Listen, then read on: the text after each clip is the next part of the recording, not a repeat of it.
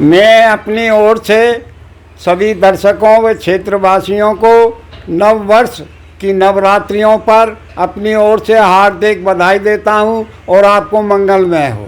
सभी दर्शकों का सलाम दिल्ली न्यूज में हार्दिक स्वागत है। दर्शकों, इस समय हम दिल्ली के त्रिनगर विधानसभा के सकूरपुर में बैठे हैं और हमारे सामने हैं फैली राम जी। फैली राम जी आज़ादी से पहले के समय के हैं और इन्होंने यहाँ पर सकूरपुर में जब ये आए तो यहाँ पे कुछ भी नहीं था। इनको यहाँ का पूरा इतिहास मालूम है और ये तब से लगातार संघर्ष करते आ रहे हैं और इन्होंने अपनी ज़िंदगी में काफ़ी कुछ देखा है।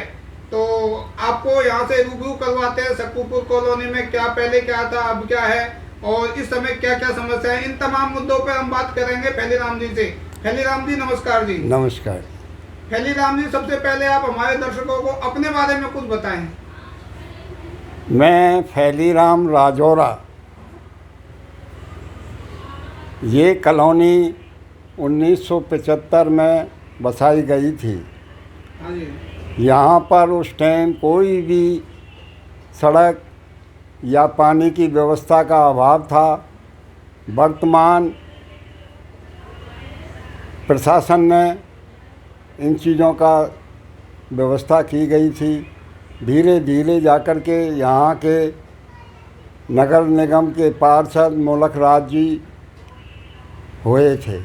उन्होंने यहाँ के लोगों को बहुत कम कीमत पर बिजली उपलब्ध करवाई थी।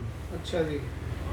पानी उपलब्ध हुआ था, क्योंकि पानी और बिजली और सीवर उस टाइम दिल्ली नगर निगम के अधीन ही हुआ करते थे। अच्छा जी। इसलिए जो भी काम किया था यहाँ पर प्रथम जो हमारे नगर निगम के पार्षद मोलक राज जी हुए, उनकी देन है। अच्छा, मुझे मोलक राज जी थे तो ये एरिया पहले कितने बड़ा होता था, कहाँ तक था? वो ये क्षेत्र बहुत बड़ा था। बादली और वहाँ तक का नगर निगम का वो था। दिल्ली नगर निगम के सिर्फ 100 सदस्य हुआ करते थे, 6 मनोनीत सदस्य हुआ करते थे। अच्छा जी। आज तो दिल्ली नगर निगम की संख्या 282 तक पहुंच गई है। 272। हाँ जी, हाँ। जी हाँ।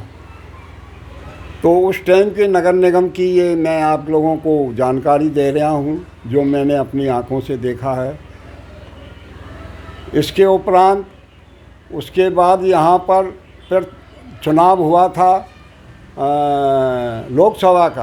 अच्छा जी। ब्रह्मदत्त जी, चौधरी ब्रह्मदत्त जी यहाँ से प्रथम चुनाव जीते थे। अच्छा। मेट्रोपॉलिटन का भी चुनाव होता था, दिल्ली विधानसभा नहीं थी। यहाँ से राम गोपाल सिसोदिया मेट्रोपॉलिटन के सदस्य रहे हैं। उन्होंने भी यहाँ पर काफ़ी काम किया था, परंतु मेट्रोपॉलिटन को बीच में भंग कर दिया था। उसके बाद फिर मेट्रोपॉलिटन आई। फिर यहाँ का निगम पार्षद मेरे ख्याल है कि ये आपके सुरेश बख्श, ऐसी बख्श, हाँ, ये बने थे। उनको ऐसी बख्श के नाम से जानते, सुरेश के नाम से। हाँ, ऐसी बख्श के नाम से वो बने थे। पहले यहाँ पे जो general body, local body, metropolitan और जो निगम था, उसके बाद में विधानसभा बनी, इसमें क्या अंतर है?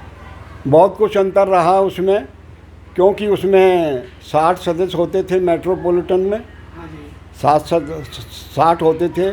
और उस टाइम मुझे ये जानकारी है कि मेट्रोपॉलिटन के प्रथम अध्यक्ष, मेट्रोपॉलिटन तो बाद में ही गठन हुआ है, इससे पहले और व्यवस्था थी यहाँ। अच्छा जी। मेट्रोपॉलिटन के प्रथम अध्यक्ष जो है अडवाणी जी हुए थे, लाल कृष्ण अडवाणी जी।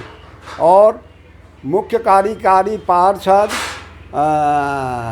विजय कुमार मल्होत्रा जी रहे थे। तो तब के और आज के जो सिस्टम है उसमें मतलब आप कौन सा बेटर मानते हैं? तो पहले का आपने तो पहले का सिस्टम भी देखा है, आज का भी सिस्टम देखा है। मतलब एक शहर को मतलब जो विकास के लिए कौन सी बॉडी आपको अच्छी लगती है या विकास के ज़्यादा करती है? उस टाइम के जो भी जनप्रतिनिधि थे वो जनता के हित का ध्यान रखते थे। आज के जो जनप्रतिनिधि हैं वो अपना ध्यान रखते हैं, जनता का हित के ध्यान नहीं रखते हैं। ये अंतर है। आपने भी चुनाव लड़ा था पहले? जी हाँ, 1983 में मैंने दिल्ली नगर निगम का चुनाव यहाँ जनता पार्टी के चुनाव चिन्ह पर लड़ा था, पर उसमें मैं असफल रहा। पहले के चुनाव में आज के चुनाव लड़ने में क्या क्या अंतर देखा आपने? बहुत कुछ अंतर है। अच्छा जी। इतना अंतर है कि जिसकी कोई कहना भी ठीक नहीं है, क्योंकि पहले जो चुनाव होता था आदमी के विकास पे होता था, आदमी के कर्मों पर होता था, उसकी जनता से जुड़े हुए पर होता था। आज जो होता है पैसे के बल पर चुनाव हो रहा है, हाँ जी। ये अंतर है। और पहले जो चुनकर आते थे वो अपना फर्ज अदा करते थे, आज के वादे तो करते हैं पर पूरा नहीं कर पाते हैं।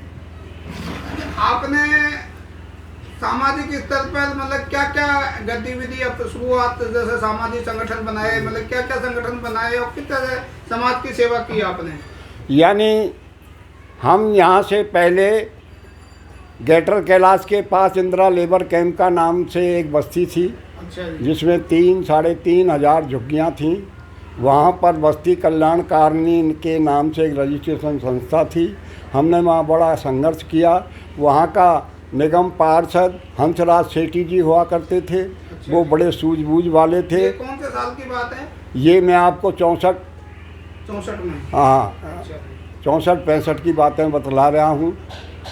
65 में हमने वो बस्ती बसाई थी। उसके बाद वहाँ 75 तक 10 साल हम वहाँ पर रहे थे। अच्छा जी। तो वहाँ पर हंसराज सेठी जी की बड़ी वो थी। वहाँ की नालियाँ, बिजली, प्राइमरी स्कूल तक उन्होंने हमें दिया था। वहाँ का प्राइमरी स्कूल फिर यहीं हम लेकर के आए थे। आज जो यहाँ प्राइमरी स्कूल है वो वहाँ के दी हुई देन है। यहाँ आने पर हमने यहाँ पर खटीक समाज विकास पार्षद के नाम से एक संगठन खटीक समाज का बनाया।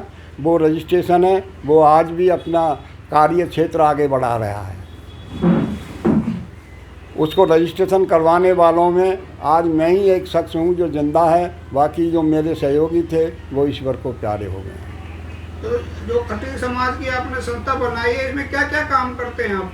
इसमें जी बच्चों की देखभाल है और कुरीतियाँ हैं, शराब बंदी है, इसके विरुद्ध काम होता है। सामाजिक जो कुरीतियाँ हैं उनमें विकास का काम होता है, उनमें बदलाव लाए हैं। और आज यहाँ पर इतना विकास है, खटीक समाज के प्राइमरी स्कूल से लेकर के हाई कॉलेज तक के बच्चे और बच्चियाँ शिक्षा ग्रहण कर रहे हैं।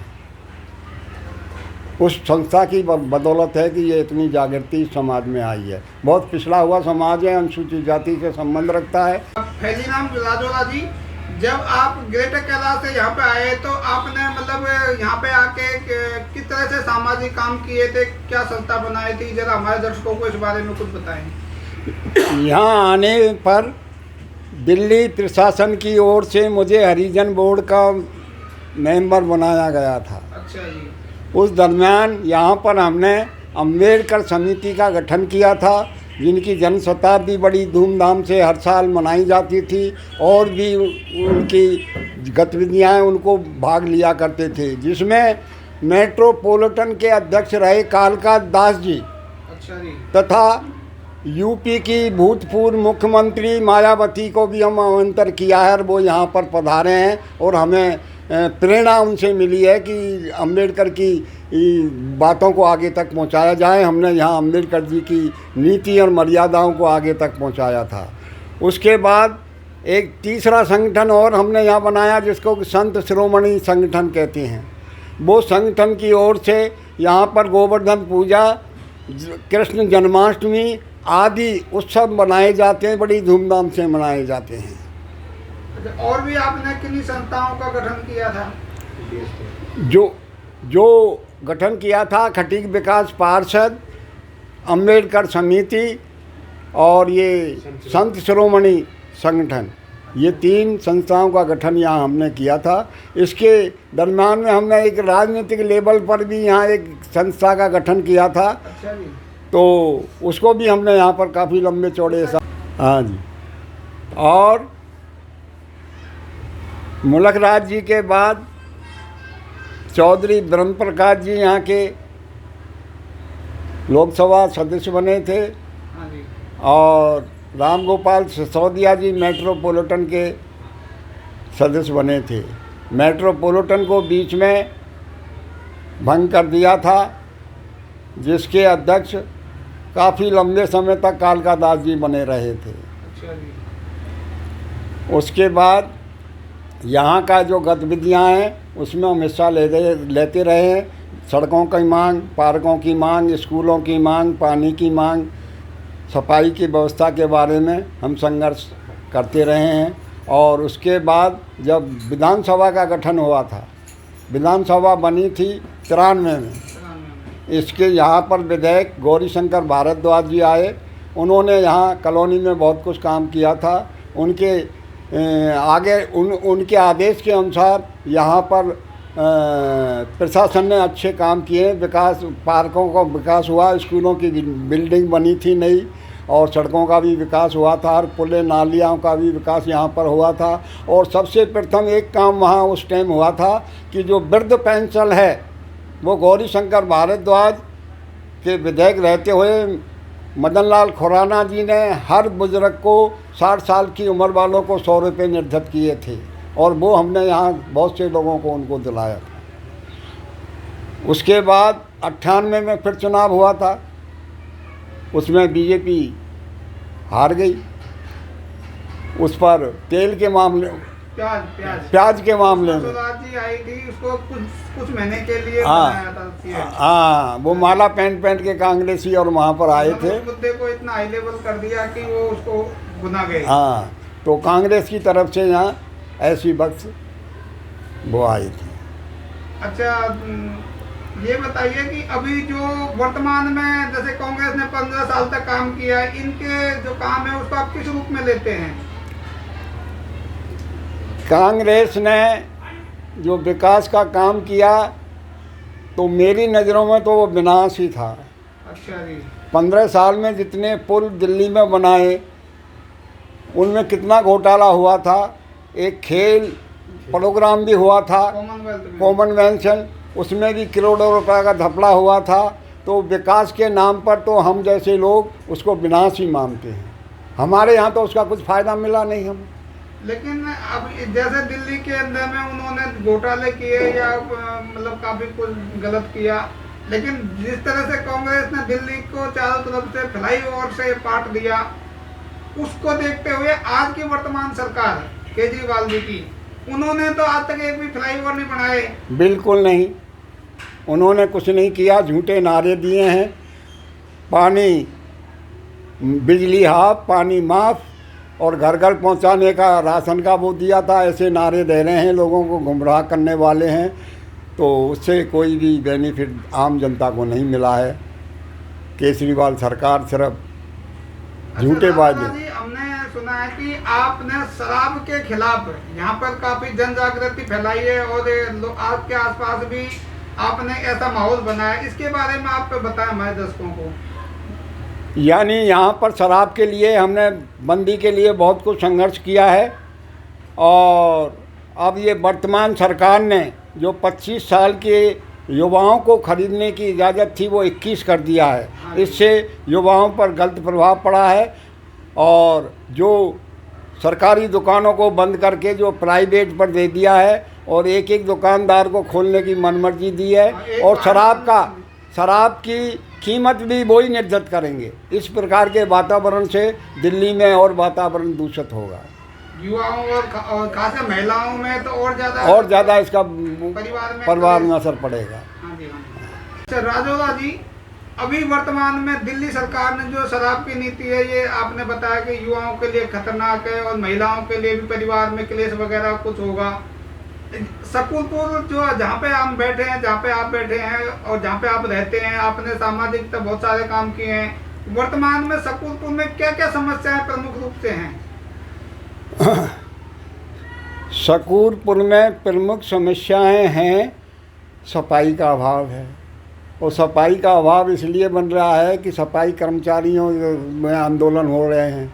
आंदोलन इसलिए हो रहे हैं कि दिल्ली सरकार उनको पैसा नहीं दे रही है। इस कारण यहाँ सफाई का बड़ा अभाव है। इसके साथ ही कानून व्यवस्था की भी यहाँ बहुत समस्या है। कई ऐसे कांड यहाँ पर आसपास हुए हैं कि जिसका कोई कह नहीं सकता। कत्ल हुए हैं, मारधार हुई है, तो ये कानून व्यवस्था भी ठीक नहीं है। यहाँ की जो जनप्रतिनिधि चुनी गई है प्रीति तोमर, आज तक उनके दर्शन नहीं हुए हैं। अच्छा, सारा काम तो उनके हस्बैंड संभालते हैं। अब ये तो एक राजनीति का खेल है। अब उस पर भी तो केस चल रहा है, प्रीति पर भी तो। अच्छा, उसने भी तो वहाँ जिस कॉलेज की नाम से वहाँ बीए की थी, तो वहाँ उस टाइम वो पीडर ही नहीं था। अच्छा, हम वापस आते हैं यहाँ की समस्याओं पर। यहाँ के विधायक जो आप बता रहे हैं, समस्याओं पे वो कितना ध्यान देते हैं? उनके काम से यहाँ के क्षेत्रवासी कितना संतुष्ट हैं? देखिए जी, संतुष्ट आम आदमी नहीं है। उनके जो झूठे आश्वासन हैं, उनमें जो कुछ लोग गुम हो रहे हैं, वो ही संतुष्ट हैं। परंतु विधायक की तरफ से जो सहयोग, जो सहायता जनता को मिलनी चाहिए, वो उसका अभाव है। लेकिन हम तो देखते हैं कि चारों तरफ विधानसभा में जब दौरा करते हैं तो उनके पोस्टर हर 10 दिन बाद में बदलते नजर आते हैं। आज इसका उद्घाटन, आज इसका उद्घाटन, तो वो क्या चीज़ है? वो उद्घाटन ही उद्घाटन है, और वो कागज़ों में उद्घाटन है। क्योंकि ये जो कुछ काम हुए हैं अब वर्तमान में, वो नंदकिशोर गर्ग के बनाए हुए काम थे, उनके मिस्टॉल बनाए हुए थे। उनका उद्घाटन वो नंदकिशोर गर्ग जी कर गए थे, उनका बेनिफिट इनको मिल रहा है। वरना इनने अपनी तरफ से कोई भी ऐसी समस्या का समाधान नहीं किया है। क्योंकि ये विधानसभा त्रिनगर में लगती है, सकूर बस्ती में नहीं। त्रिनगर विधानसभा के नाम से ही क्षेत्र का। तो मतलब इनके विधायक के जो कार्य हैं उनसे आप संतुष्ट नहीं हैं? बिल्कुल, यहाँ के लोग संतुष्ट नहीं हैं? बिल्कुल नहीं। तो यहाँ की जो समस्या है, एक दूसरी समस्या जैसे आपने बताई थी कि यहाँ पे कत्ल वगैरह हुए हैं। दिल्ली सरकार ने अपने घोषणा पत्र में भी और बाद में भी कहा था कि हम जगह जगह जो है हॉट CCTV कैमरे लगवाएंगे जहाँ पे डार्क प्लेस हैं। तो क्या वो काम नहीं कर रहे हैं? यानी नाम मात्र को यहाँ वो कैमरे लगे हुए हैं। अच्छा जी। जैसा कि वो कहते हैं कि हज़ारों में लाखों की गिनती बतला रहे हैं, वो झूठा है। यहाँ कॉलोनी में ऐसी कोई व्यवस्था नहीं है। मेन 1-2 जगह पे लगा दिए हैं, तो उनसे कोई पार नहीं पड़ती है। अभी यहाँ इसमें नेताजी सुभाष पैलेस में जो मार्केट है, यहाँ पर कई कत्ल हुए हैं, चोरियाँ होती हैं, अपहरण हो जाता है, महिलाओं को छेड़ा जाता है। तो इस प्रकार की समस्याओं का ज़्यादा यहाँ पर वो है। तो आपने राजोरा जी अभी कई संगठनों का नाम लिया है जो आपने मतलब आप चला रहे हैं उन संस्थाओं को। उनके बैनर तले आपने इन सब चीज़ों के लिए विधायक को या आगे कोई मतलब भेजा है लिख के? लिख कर भेजने से कोई समस्या का समाधान नहीं। अच्छा जी। सुनने वाला कोई नहीं। वोट के टाइम पर हाजिर हैं, वरना फिर नहीं।